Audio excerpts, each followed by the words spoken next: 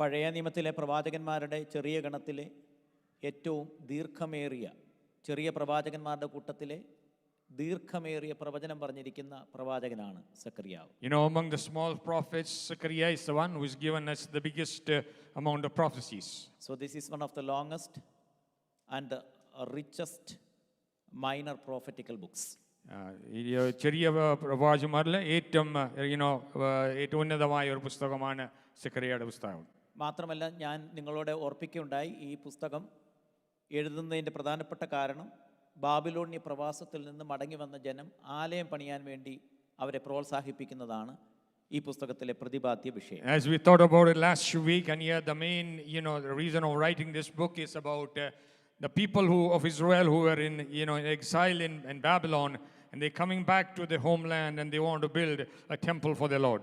ഏകദേശം 50,000-ഓളം വരുന്ന ആളുകൾ സെരുബാബേലിൻ്റെ നേതൃത്വത്തിൽ ബാബിലോണിൽ നിന്ന് ഇസ്രയേലിലേക്ക് വന്നപ്പോൾ അവരഭിമുഖീകരിച്ച പ്രശ്നത്തിൻ്റെ മധ്യത്തിൽ മനസ്സുമടുക്കുകയും തളരുകയും ചെയ്തപ്പോൾ അവരെ പ്രോത്സാഹിപ്പിക്കുവാനായിട്ട് പ്രവാചകനായിരിക്കുന്ന സക്കറിയാവ് പ്രവചിച്ച പ്രവചനമാണ് ഈ 14 അധ്യായങ്ങളിൽ കാണാൻ സാധിക്കും. In the leadership of Zerubbabel, about 50,000 people, they came from Babylon, and while they were trying to build the house, they were discouraged, they were mocked down, they had a lot of difficulties, a lot of problems facing, and at such a time as this, the Lord raised Zechariah to encourage them, to build them up and to move them forward. Israel ജനത്തെ ആലയം പണിക്ക് വേണ്ടി ഉത്തേജിപ്പിക്കുന്നത് മൂലം തന്നെ കർത്താവായ യേശുക്രിസ്തുവിൻ്റെ ആദ്യ വരവിനെ പറ്റിയും രണ്ടാമത്തെ വരവിനെ പറ്റിയും സക്കറിയാവ് ഈ പുസ്തകത്തിൽ പ്രവചിക്കുന്നുണ്ട്.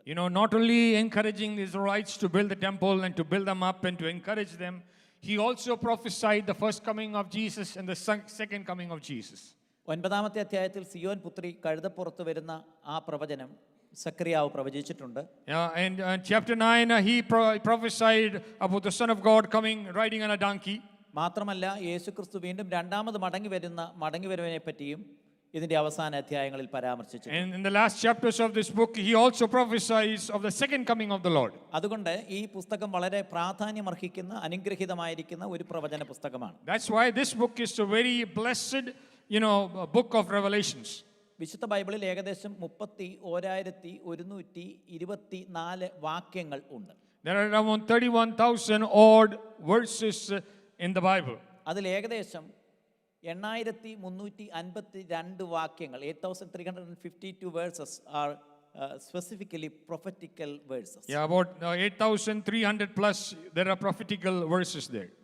അതിലെ 8,352 പ്രവചന വാക്യങ്ങളിൽ 27% പ്രവചനവാക്യങ്ങളും ഇസ്രായേൽ എന്നറിയപ്പെടുന്ന ഒരു സമൂഹത്തോടുള്ള പ്രവചനം. Of all these 8,300 plus prophecies, more than 25% of these prophecies are regarding the land of Israel. ശ്രദ്ധിക്കുക, ഒരു പ്രാവശ്യം ഞാൻ പറയാം. 31,000-ഓളം വരുന്ന ബൈബിൾ വാക്യങ്ങളിൽ 8,000 ചില്ലുവാനും പ്രവചനങ്ങളാണ്. അതിൽ മേജറായിട്ടുള്ള പ്രവചനങ്ങൾ ഇസ്രായേലിനോടുള്ള പ്രവചനങ്ങളാണ്. Majority of the prophecies that are written in the Bible, they are regarding Israel. ഞാൻ ചില സന്ദർഭങ്ങളിലൊക്കെ നിങ്ങളെ ഓർപ്പിക്കുന്നത് പോലെ ഇസ്രായേൽ എന്നറിയപ്പെടുന്ന രാജ്യം നമ്മുടെ ഈ മസ്റ്റാങ്ങിന്റെയും യൂക്കോണിന്റെ അത്രയും മാത്രമേ. As I keep reminding you, the land Israel or the country Israel is probably not even as big as our little Mustang. ഇന്ത്യയുടെയോ ചൈനയുടെയോ ജപ്പാന്റെയോ ഒന്നും അത്രയും പോലും വലിപ്പമില്ലാത്ത, it's not as large as India or China or Japan. എന്നാൽ ബൈബിളിലെ 27% വരുന്ന പ്രവചന സൂക്തങ്ങൾ ഈ ഇസ്രായേലിനെ ബന്ധപ്പെടുത്തിയാണ്. In spite of its tiny size, 27% of the Bible prophecy is about these people. നമ്മൾ വായിച്ച 12-ാമത്തെ അധ്യായത്തിലെ ചില ആത്മീയ ചിന്തകൾ നിങ്ങളുമായിട്ട് പറയുവാൻ ഞാൻ ആഗ്രഹിക്കുന്നു. From the chapter 12 which we read, I want to share with you some spiritual knowledges that has come out of this book. ശ്രദ്ധിക്കുക, ഇതിലെ പ്രധാനപ്പെട്ട നിങ്ങൾ അറിഞ്ഞിരിക്കേണ്ട, ഇവിടെ ഈ യെരുശലേമിനോട് പറയാണ്, ഞാൻ ചുറ്റുമുള്ള സകല ജാതികൾക്കും നിങ്ങളെ ഒരു പരിഭ്രമ പാത്രം ആക്കും. Here he says, I will make all the people surrounding you fear you. ഇത് എഴുതുന്ന കാലഘട്ടത്തിൽ ഇങ്ങനെ ചിന്തിക്കാൻ പോലും ഒക്കത്തില്ല. While this is being written, they could not even think of something like this. ശ്രദ്ധിക്കുക, ഞാൻ ആദ്യം ഓർപ്പിച്ചതുപോലെ ഇസ്രയേൽ എന്നറിയപ്പെടുന്ന അന്നത്തെ ആ രാജ്യം എന്ന് പറയപ്പെടുന്നത് പേർഷ്യൻ സാമ്രാജ്യത്തിലെ ഒരു ചെറിയ രാജ്യം മാത്രമാണ്. You know, in those times, Israel was just a small portion of a land out of Persia. ഇവരെക്കാട്ടിലും വലിയ എത്രയോ വലിയ രാജ്യങ്ങൾ അന്നത്തെ സൈറസിന്റെയും ഒക്കെ കാലഘട്ടത്തിൽ, നെബൂഖദ്നേസറിന്റെ ഒക്കെ കാലഘട്ടത്തിൽ ഉണ്ട്. പാകിസ്ഥാന്റെ ഒരു ഭാഗം, അഫ്ഗാനിസ്ഥാന്റെ ഒരു ഭാഗം, ഈജിപ്റ്റ്, ഒമാന്, ഇങ്ങനെയുള്ള ഒത്തിരി രാജ്യങ്ങളിൽ ഇവർ ചെറിയൊരു രാജ്യം മാത്രമാണ്. You know, this land of Israel is a small speck compared to all the kingdoms that is all around them. There are big countries that is surrounding the small country of Israel. കഴിഞ്ഞ 70 വർഷങ്ങൾക്ക് മുൻപേ Nebuchadnezzar എന്ന് പറയപ്പെടുന്ന രാജാവ് ഇവരെ തട്ടി ഇവരെ തകർത്ത ഒരു രാജ്യമാണ്. ഇവിടെ ഒന്നുമില്ലാത്ത ഒരു രാജ്യമാണ്. You know, 70 years ago, King Nebuchadnezzar came and completely wiped them out and they nullified them.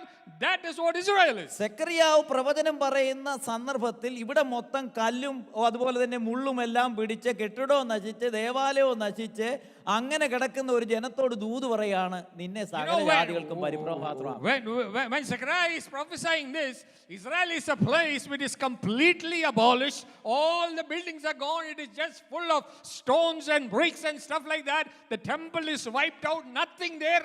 And Zechariah is making this prophecy. അപ്പോൾ ഒരുമാതിരി ബോധമുള്ള ഒരാൾ ഇത് വായിച്ചു കഴിഞ്ഞാൽ ഏറ്റവും വലിയൊരു മണ്ടത്തരമാണ് ഈ പ്രവാചകൻ പറഞ്ഞിരിക്കുന്നത്. You know, somebody with a small little brain, if he reads it, he says, what foolishness is this man talking about? ശ്രദ്ധിക്കുക, ഇവരെക്കാട്ടിലും വലിയ രാജ്യങ്ങൾ അന്നുണ്ട്. ഈജിപ്റ്റ് ഉണ്ട്, അഫ്ഗാനിസ്ഥാന്റെ ഒരു പാർട്ടുണ്ട്, പാകിസ്ഥാന്റെ ഒരു പാർട്ടുണ്ട്, ഒമാന്റെ ഒരു പാർട്ടുണ്ട്. തകർന്നു കിടക്കുന്ന ഈ ജനത്തെ എങ്ങനെയാണ് പരിഭ്രമപാത്രമാക്കുന്നത്? You know, when there are big countries around the world like Egypt and Pakistan and Afghanistan, all these countries surrounding them, and these people who are just mud and bricks, how can you prophesy something about them? കാരണം ഇവർ തന്നെ ഇപ്പൊ Zerubbabel അടക്കമുള്ള പ്രിയപ്പെട്ടവർ തന്നെ വളരെ വിഷമത്തിൽ കഴിയുന്ന ഒരു കാലഘട്ടത്തിൽ ദൂത് പറയുകയാണ്, നിങ്ങളെ പരിഭ്രമപാത്രമാക്കും, നിങ്ങൾ ഭാരമുള്ള ഒരു കല്ലാകും. You know, while even including their leader Zerubbabel, all these people are so fallen down, so disgusted, so fearful, and God is speaking them, saying, I will make you a nation that is strong and mighty, and people will fear you. ഇനി അത് മാത്രമല്ല, ഈ രാജ്യം കടന്നുപോയതുപോലെ പ്രവാസത്തിൽ കടന്നുപോയ മറ്റൊരു രാജ്യവും ലോക ചരിത്രത്തിൽ. And there is no other country in the world who have been, you know, facing exile as much as Israel has. ഇവരെ പോലെ അടിമകളായിട്ടും രക്തച്ചൊരിച്ചിൽ അനുഭവിച്ചിട്ടുള്ള ഒരു രാജ്യം എങ്ങനെ മറ്റുള്ളവരെ പരിഭ്രമപാത്രമാക്കും? You know, people of this land who have always been slaves to other people, you know, how can they be a fear to other people? അതുകൊണ്ട് ചില വർഷങ്ങൾക്ക് മുൻപ് ഈ വേദപുസ്തകം വായിക്കുന്ന ഏത് വ്യക്തിക്കും പറയാം, ഈ എഴുതി വെച്ചിരിക്കുന്നത് You know, മണ്ടത്തരമാണ്. that's why people who have read this Bible many years ago, they would say, this is total foolishness, what is written here? ഇപ്പൊ നമ്മൾ പറയുകയാണ് ഒരു രാജ്യം മൊത്തം യൂക്കോണിനെതിരായിട്ട് വരും എന്ന് പറഞ്ഞു കഴിഞ്ഞാൽ, അമേരിക്കക്കെതിരായിട്ട് വരുമെന്ന് പറഞ്ഞാൽ നമുക്ക് കുറെ കൂടെ ഒരു ലോജിക് ഉണ്ട്. യൂക്കോണിനെതിരായിട്ട് ഇവിടെ എന്തോ ഇരിക്കുന്നു, യൂക്കോണിനെതിരായിട്ട് വരുമെന്ന് പറഞ്ഞു കഴിഞ്ഞാൽ നമുക്കൊരുമാതിരി ബോധമുള്ള ഒരുത്തനും മനസ്സിലാകത്തില്ല. Yeah, tomorrow morning if somebody can say the whole world is going to come against Yukon is going to be the center of, you know, of war, people will say, okay, if you talk about America, it's okay, but what is Yukon that people are going to come and attack it? അല്ലെ, കുറെ കൂടെ വ്യക്തമാക്കാനായിട്ട് പറയാം, ഞങ്ങളുടെ ദേശമായിരിക്കുന്ന കുന്നന്താനത്തിനെതിരായിട്ട് ലോകം മൊത്തം വരുമെന്ന് പറഞ്ഞു കഴിഞ്ഞാൽ ലോജിക്കലി ചിന്തിക്കാനൊക്കത്തില്ല. ഇന്ത്യക്കെതിരായിട്ട് വരുന്നെന്ന് പറഞ്ഞു കഴിഞ്ഞാൽ നമുക്ക് ചിന്തിക്കാനായിട്ട് Like if സാധിക്കും. somebody says that my hometown Kunnathanam, the whole world is going to attack that place, you know, it's illogical. Why should people try and think? Nobody even knows where this place is. ഇവിടെ ഒന്നുമില്ലാതെ, വസ്തുവില്ലാതെ, അമ്പലമില്ലാത്ത, വീട്ടുകാരില്ലാതെ, നാട്ടുകാരില്ലാതെ കിടക്കുന്ന കാലഘട്ടത്തിൽ സമൂഹത്തോട് പറയാണ്, നിങ്ങൾ ഒരു In a time പരിഭ്രമപാത്രമാകും. when they are nothing, God is telling them, I will make you something. മാത്രമല്ല ഇവർ കടന്നുപോയതുപോലെ ശോധനയിൽ കൂടെ കടന്നുപോയി. ഈജിപ്ഷ്യൻ ഗവൺമെന്റ്, പേർഷ്യൻ ഗവൺമെന്റ്, റോമ ഗവൺമെന്റ്, സർച്ചക്രവർത്തിമാരുടെ ഭരണകാലം, ക്രൂസൈഡുകൾ, ബൈസന്റൈന്, ഒട്ടോമിയൻ ഭരണകാലം, ഇതുപോലെ തകർച്ചയിൽ കൂടെ കടന്നുപോയ ഒരു ജനം ഇവരെങ്ങനെ പരിഭ്രമപാത്രമാണ്? You know, there's no other nation who went through so much of trouble and persecution as much as Israel has gone through. And how can such a people become a fear to other people. എന്നാൽ ദൈവത്തിന്റെ വചനങ്ങളും വാഗ്ദത്തങ്ങളും കാലങ്ങൾ കഴിഞ്ഞാലും പൂർത്തീകരിക്കുന്ന ദൈവം. But the word of the Lord, whether time passes away or not, hallelujah, the words of the Lord will be fulfilled. ഇത് പറഞ്ഞ കാലഘട്ടത്തിൽ ഇതൊരിക്കലും സംഭവിക്കാനായിട്ട് കഴിയത്തില്ലെങ്കിലും 1000-ൽ പരം വർഷങ്ങൾ കഴിഞ്ഞപ്പോൾ ഒന്നാം ലോകമഹായുദ്ധത്തിനും രണ്ടാം ലോകമഹായുദ്ധത്തിനും ശേഷം ഇസ്രായേൽ എന്നറിയപ്പെടുന്ന ഒരു രാജ്യം രാഷ്ട്രമായിട്ട് മാറുകയാണ്. While this was written, people thought it was not possible. But if you go down 1,000 years after the First World War, after the Second World War, the nation of Israel became a nation which every other nation envies. ഇന്ന് നമ്മൾ നോക്കുമ്പോൾ ഇത് ലോകത്തിലെ എല്ലാ പ്രിയപ്പെട്ടവർക്കും ഭാരമുള്ള ഒരു തലവേദനയുള്ള ഒരു രാജ്യമായിട്ട് നിൽക്കുകയാണ്. Today, hallelujah, if you look at Israel, hallelujah, it's a headache to all the countries they surround. എല്ലാ മാധ്യമങ്ങളും ഒരു ദിവസങ്ങളിലെങ്കിലും പരാമർശിക്കപ്പെടുന്ന ഒരു തലവേദന പിടിച്ച ഒരു രാജ്യമായിട്ട് ഇസ്രായേൽ ഇന്ന് മാറ്റപ്പെട്ടിരിക്കുകയാണ്. Every nation around the world, hallelujah, look at it and they are a headache to them. കാരണം എന്താണെന്ന് ചോദിച്ചു കഴിഞ്ഞാൽ ലോകത്തിലെ ക്രൈസ്തവ മതത്തിന്റെ സിരാ കേന്ദ്രമാണ് യെരുശലേം എന്നറിയപ്പെടുന്ന The reason for this is hallelujah, Israel is the capital city of Christianity. മാത്രമല്ല യഹൂദന്മാരുടെ അബ്രഹാം അടക്കം മോശ അടക്കം ദാവീദ് അടക്കമുള്ള പൂർവ്വപിതാക്കന്മാരുടെ ചരിത്രം ഉറങ്ങുന്ന സ്ഥലമാണ് Hallelujah, Israel. it is a place where the history of the people like Abraham and Moses and David, their history, hallelujah, lies in these places. അതുപോലെ തന്നെ ലോകത്തിലെ രണ്ടാമത്തെ മതമായിരിക്കുന്ന ഇസ്ലാമുകളുടെ മുഹമ്മദ് നബിയുടെ ഉയർത്തെഴുന്നേറ്റ സ്ഥലം എന്ന് വിശ്വസിക്കപ്പെടുന്ന പ്രധാനപ്പെട്ട സ്ഥലമാണ് And Israel is Israel. the place of the second largest religion, the Muslim religion, where their prophet Muhammad raised from there. അതുകൊണ്ട് ഇതെല്ലാ പ്രിയപ്പെട്ടവർക്കും ലോകത്തിലുള്ള എല്ലാവർക്കും ഒരു ശ്രദ്ധാ കേന്ദ്രമാണ്. That's why for all the people of the world, hallelujah, Israel is the center of attraction. ഇവരെല്ലാവർക്കും ഇപ്പോൾ ഭാരമായിരിക്കുന്ന ഒരു അവസ്ഥയാണ്. And for everybody, Israel is a trouble. Actually ശ്രദ്ധിക്കുക, ഇവരെ ദൈവം വിളിച്ചത് ഭാരമാകാൻ വേണ്ടി വിളിച്ച ഒരു സമൂഹമല്ല, പക്ഷെ ഭാരമായി പോയി. Hallelujah, God did not call them to be like this, but they became like this. യെരുശലേം എന്ന് പറയപ്പെടുന്നത് പീസ് ഓഫ് ദ സിറ്റി എന്നാണ്, സമാധാനത്തിന്റെ പട്ടണം എന്നാ. പക്ഷേ ഇപ്പോൾ തലവേദനയുടെ ഒരു The സിറ്റിയാണ്. name Jerusalem means a peaceful city, but today they become a headache. കാരണം ഇതിപ്പം ലോകത്തിലെ എല്ലാവർക്കും ഒരു ഭാരമായിരിക്കുകയാണ്, ഇതിനെ ചുമക്കുന്നവർക്കും ഭാരമാണ്. Hallelujah, for everybody in the world, this become a headache, and whoever carries them, for them also they ഇത് are a headache. ഭാരമായതിന്റെ പ്രധാനപ്പെട്ട കാരണം അവര് പ്രവാചകന്മാരെ കൊന്നു. നമ്മുടെ വാഴ്ത്തപ്പെട്ട കർത്താവായ യേശു ക്രിസ്തുവിനെ അംഗീകരിക്കാതെ അവർ ക്രൂശിച്ചതാണ് ഇന്ന് അവർ ഭാരമായി The reason തീർന്നിരിക്കുന്നത്. why they are a trouble is, hallelujah, because they have killed all the prophets and they have not accepted the Lord Jesus Christ as God and King. ദൈവ വ്യവസ്ഥകളെ അംഗീകരിക്കാതെ, ദൈവത്തെ അംഗീകരിക്കാതെ, ദൈവമാർഗത്തിൽ നിന്ന് വഴിമാറിപ്പോയി കഴിഞ്ഞാൽ അത് ആർക്കും ഭാരമായി തീരും. Hallelujah, if you reject the God, and if you reject the Lord, and if you reject the ways of the Lord, you will always become a trouble. അവരെ രക്ഷിക്കുവാൻ വേണ്ടിയും അവരെ സ്നേഹിക്കുവാൻ വേണ്ടിയും വന്ന കർത്താവായ യേശു ക്രിസ്തുവിനെ അവർ ക്രൂശിച്ചു. അതിന്റെ ഭാരം തലമുറകളായിട്ട് ഇന്നും അനുഭവിച്ചുകൊണ്ടിരിക്കുകയാണ്. The Lord who came to save them and rescue them, hallelujah, He killed them and He crucified them, and because of that, hallelujah, they are, hallelujah, cursed to the entire nation. ഈ 1 മുതലുള്ള 10 വരെയുള്ള വാക്യങ്ങളിൽ പല സന്ദർഭങ്ങളിലും കർത്താവ് പറയുന്ന ഒരു പദമുണ്ട്, I will make, I will make, I will strike എന്നുള്ള ഐ വിൽ ഗീവ്.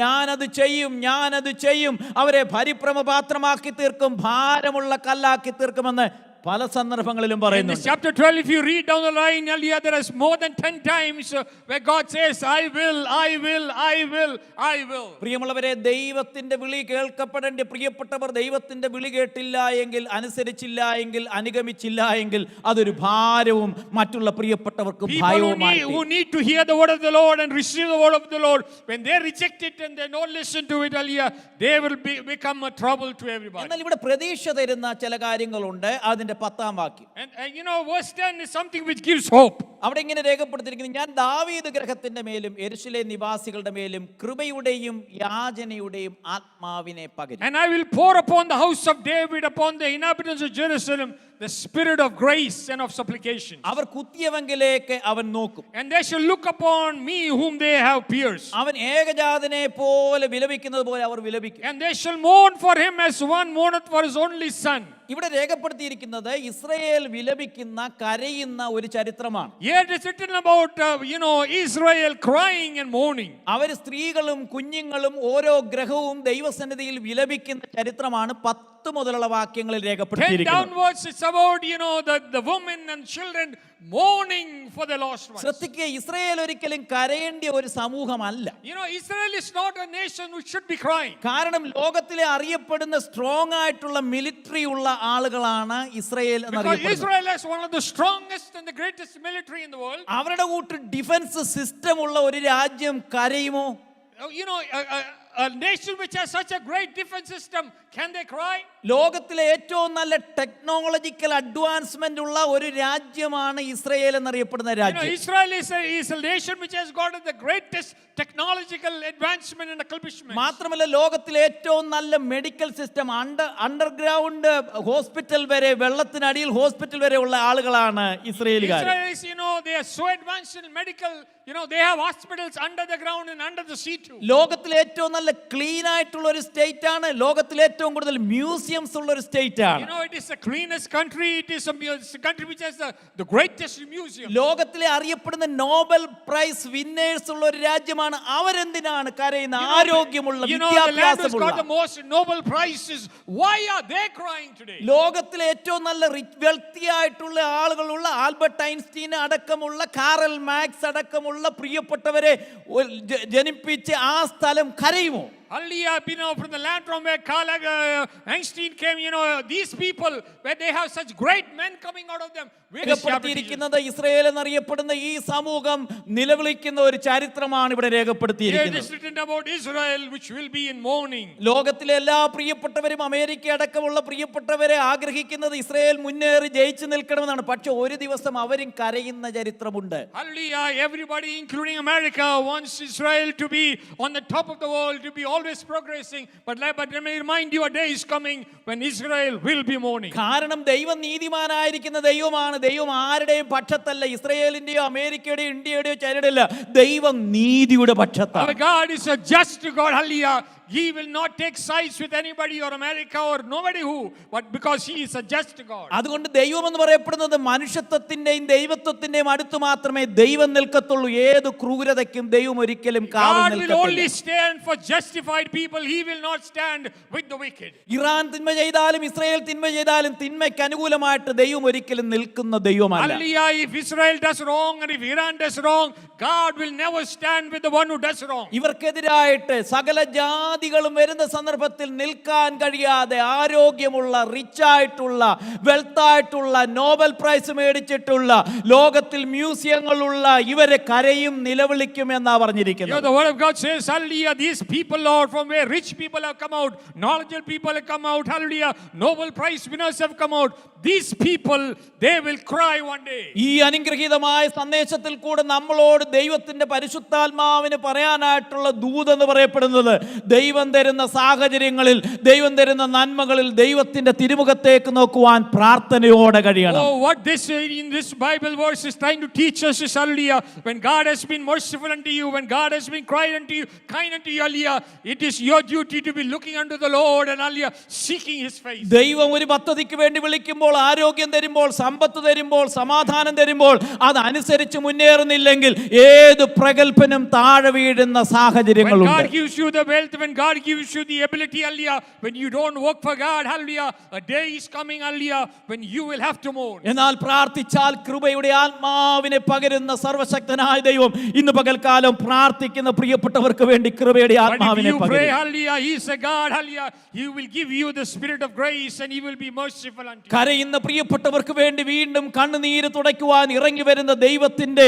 വരവിനെ പറ്റിയാണ് നമുക്ക് ഇവിടെ ഈ അധ്യായത്തിൽ കാണാൻ In കഴിയുന്നത്. this chapter we read about the Lord, hallelujah, who will come down for those people who are weeping and we will redeem them. അവർ കുത്തിയവെങ്കിലേക്ക് നോക്കി വിലപിക്കുന്ന അതേ കാഴ്ചയെങ്കിൽ ഇന്ന് പകൽക്കാലം വേദനയോടെ വന്നിരിക്കുന്ന പ്രിയപ്പെട്ടവർ നമ്മുടെ നാഥനായിരിക്കുന്ന കർത്താവിന്റെ തിരുമുഖത്തേക്ക് നോക്കണം. The one who has pierced, hallelujah, this morning, hallelujah, you people who are come in trouble and mourning, hallelujah, look unto the Lord. അന്നാൾ എന്നെയും നിങ്ങളെയും സഹായിക്കുവാൻ ഈ കർത്താവിന് മാത്രമേ കഴിയത്തുള്ളൂ. On those days only this Lord can save us. 13-ാമത്തെ അധ്യായത്തിലും 14-ാമത്തെ അധ്യായത്തിലും അധ്യായത്തിലും ആവർത്തിച്ച് പറയുന്ന ഒരു പ്രത്യേക പദപ്രയോഗമുണ്ട്. അന്നാളിൽ, അന്നാളിൽ, ഓൺ ദാറ്റ് ഡേ, ആ ദിവസം എന്നുള്ള പദം. In chapter 13 and chapter 14, there is a verse which is repeated, on that day, on that day. പ്രാർത്ഥിക്കുവാൻ തയ്യാറാകുന്നുവെങ്കിൽ ദൈവം പരിഹാരത്തിനായിട്ട് ഉറവ തീർക്കുന്ന ദൈവമാണെന്ന് 13:1 പറയുന്നു. Pray, hallelujah, God will open a source, a spring for you, hallelujah. പ്രാർത്ഥിക്കുവാൻ ദൈവസന്നിധിയിൽ തയ്യാറായി കഴിഞ്ഞാൽ ദൈവം അറിയുന്ന ഒരു ദിവസം വരും. അന്നാളിൽ നിന്ന് 14:6 വാക്യത്തിൽ പറയുന്നു. In 14 verse 6 it says, it shall come to pass in that day, and the light shall not be clear nor dark. 14 അധ്യായത്തിന്റെ 9 വാക്യത്തിൽ പറയുന്നു, അന്നാളിൽ യഹോവ സർവ്വഭൂമിക്കും രാജാവാകും. 14:9 says, and the Lord shall be king over all the earth in that day. ഇന്ന് രാവിലെ ദൈവസന്നിധി